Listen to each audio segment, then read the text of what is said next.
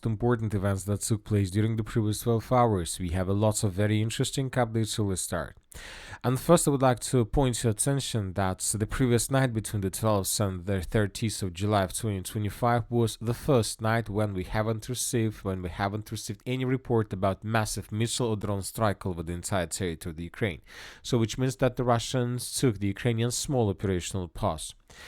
Now let's discuss a very interesting article that was published by Zelensky in his social networks. He promised quick changes in defense leadership after meeting with Umerov. He is the current Minister of Defense. Ukraine needs positive dynamics in relations with the United States and new steps in defense management. The relevant decisions will be announced in the near future, Zelensky said. So according to some insights, the President of Ukraine, Zelensky, is going to dismiss Umerov, the Minister of Defense of Ukraine. And this is very important, not just from the perspective that Ukrainians are going to change their leader of their defense ministry. The most important is that Umerov is a head of a delegation in Istanbul in talks with the Russian Federation.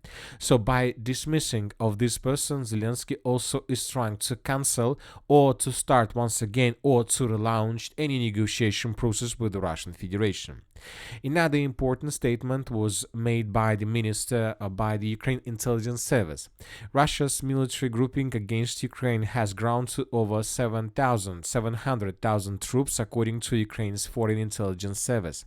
This marks an increase from May, when the figure stood at around 640,000. So according to these statements, the Russians increased the number of troops for another 60,000 soldiers since May of 2025. Now let's discuss the situation on the ground, and first let's talk about the area of responsibilities of the Group of Forces North. We're going to talk about the Sumy direction and about the Kharkiv direction. The Russians reported that they managed to improve their positions already on the territory of the settlement of Ryzhovka. This article was published today by the Group of Forces North on their official Telegram channel, and they stated the following. Fearless motorized rifle troops have driven out Ukrainian soldiers from their positions in the village of Ryzhovka, clearing 8 residential properties. So the Russians are saying that they began offensive operation with the purpose to establish complete control over the settlement by the name of Ryzhovka. This is very important settlement for Ukrainians because Ukrainians used this settlement to attack this territory of the village of Totkin on the territory of the Russian Federation. So most likely the Russian forces will continue, and as we discussed during the previous videos, most likely and maybe the Russians will continue their offensive operation in this area until they establish complete control over the villages of Vorozhba and Belopolye, which are located on the main railway between the cities of Kiev and the city of Sumy. By this control, the Russians will probably deal significant damage to Ukrainian logistics in the city of Sumy itself. The Ukrainian forces continue their counter-offensive operation in the area of Kondratovka. This time, the Ukrainians tried to concentrate additional batch of units to the north of the settlement, but the Russians discovered the concentration of Ukrainian forces and began bombing and attacking them with FAB. You know that the most interesting and impressive is the Russia's accuracy. They bombed this territory, they attacked this true line, and they hit the targets without any problems.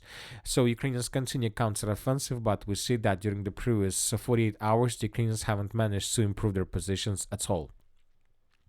This morning we got additional changes, additional statements about the situation in the village of Yunakivka. I would like to remind you that yesterday several pro-Russian resources reported that Ukrainians abandoned their positions in the territory of the settlement, but today the Ukrainian sources reported that this is not true, that Ukrainians still control the situation, and the southern part is under complete and strong control of the armed forces of Ukraine.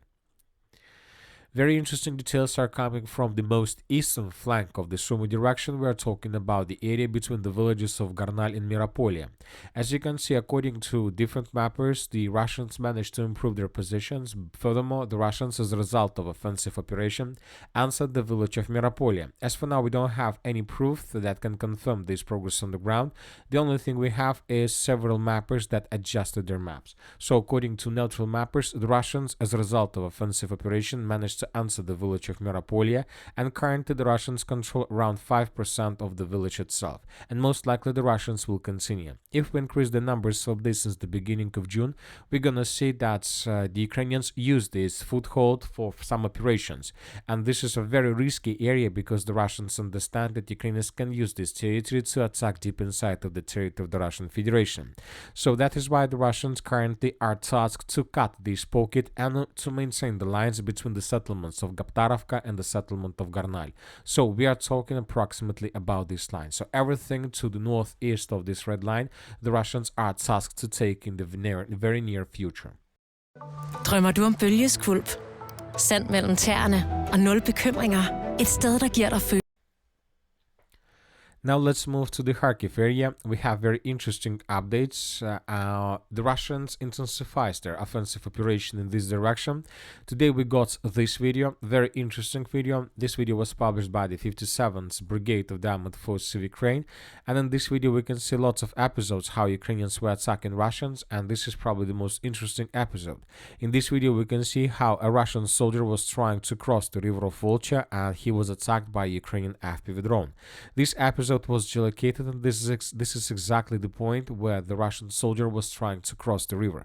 As for now, we haven't adjusted the map, but it seems that the situation that you can see right now in front of your screen doesn't correspond to the reality. We believe that the Russians do have foothold on the Ukrainian side of the river of Volcha and Donetsk, and maybe in the near future we will adjust the map in Russian favor in this area. Furthermore, another interesting statement was made by the group of forces north from, let's say, the most northeastern part of the Kharkiv Oblast, from the settlement by the name of Degtyarne. The Russians reported that the fearless assault troops have crossed the state border near the village of Degtyarne of Ovchansk district, dislodged the armored forces of Ukraine from the several strong points, and are consolidating their positions. So the Russians are saying that as a result of offensive operation, they managed to answer the settlement, and currently they are clearing this area. So most likely during the next several days, or maybe today, the Minister of Defense of the Russian Federation will confirm complete control over this territory, and most likely this pocket would be colored in the Russian favor. So now we see that the Russians either opened another front line, or it's just another media attack to show that something is happening in the northeastern part of Kharkiv.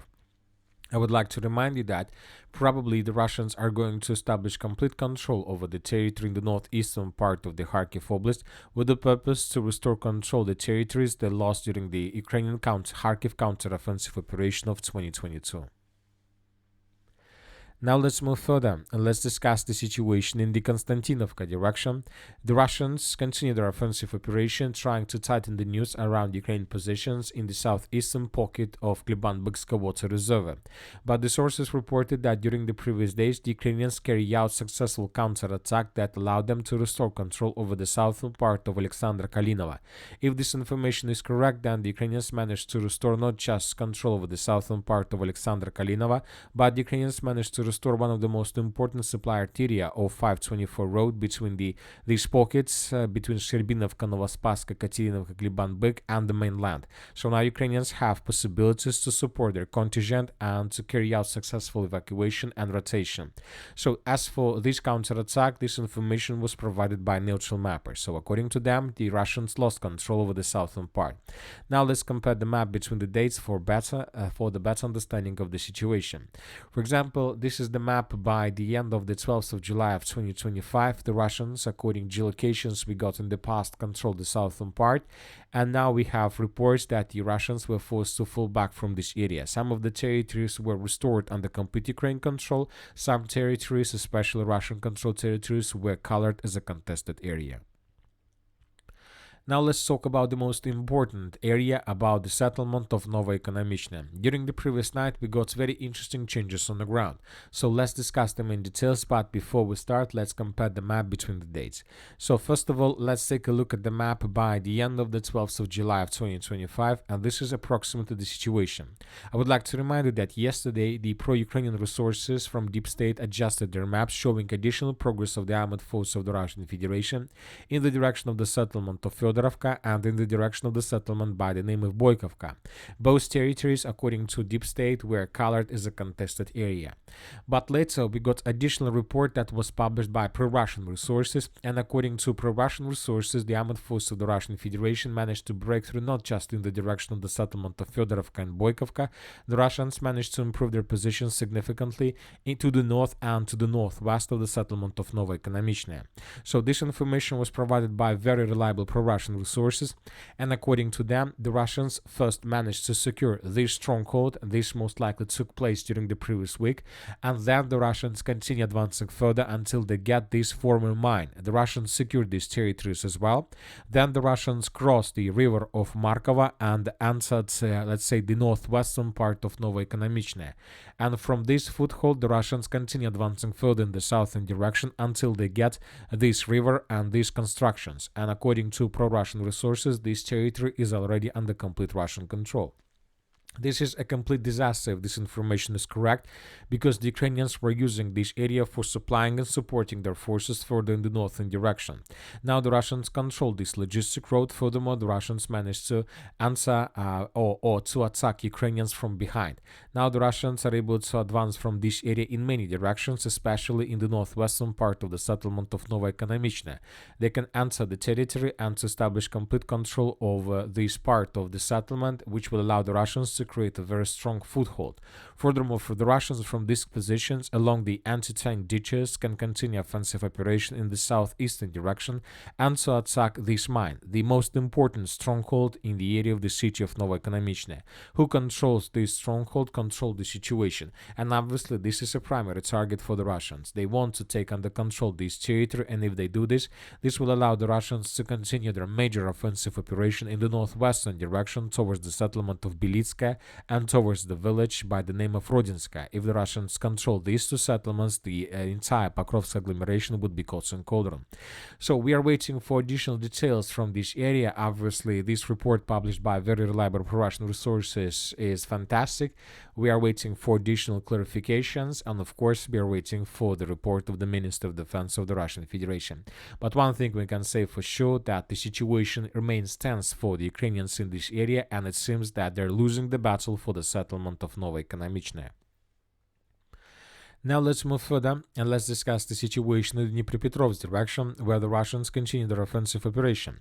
As for the previous 24 hours, we haven't received lots of changes, just small adjustments of the map in the vicinity of the settlement by the name of Mirne. During the previous night, we got lots of, let's say, confirmations from different sources that the Russians managed to improve their positions, and very small adjustments. But when talking about important videos, we have this one, and in this video we can see how the Russians destroyed another bridge in the area of Velika Mikhailovka. I would like to remind you that since the beginning of July or since the beginning of June, the Russians destroyed at least 3 bridges in this area. Let's increase the numbers of updates for better understanding. For example, the bridge of Velika Mikhailovka, the bridge that was destroyed during the previous 24 hours.